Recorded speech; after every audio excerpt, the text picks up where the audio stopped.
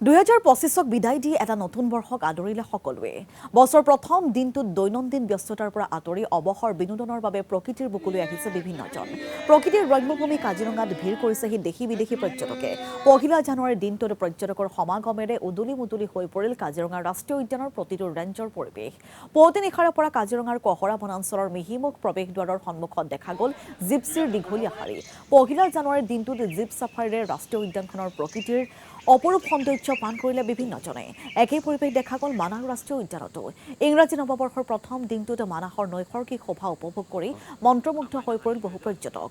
হাতী আৰু জীপ চাফাৰীৰ জৰিয়তে উদ্যানৰ অন্তৰ্ভাগত বন্যপ্ৰাণীৰ বিচৰণৰ দৃশ্য উপভোগ কৰিলে পৰ্যটকসকলে।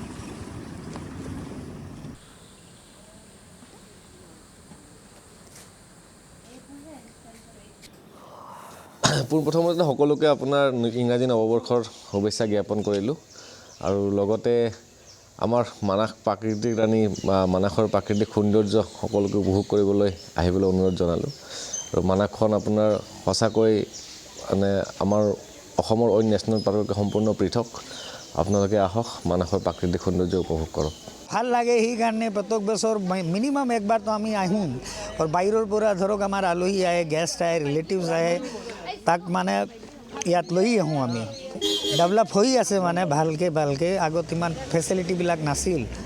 এতিয়া মানে লাক্সাৰী ফেচিলিটি, যি আপোনাক ইকনমি লাগে, লাক্সাৰী লাগে, যি লাগে গোটেইকেইটা ফেচিলিটি আছে। সেইকাৰণে মানে যি মই আমাৰ মাজত কথা বতৰা হয়, এই হিচাপত ইয়াতে মানে টুৰিষ্টৰ নাম্বাৰ অফ টুৰিষ্ট বাঢ়ি আছে।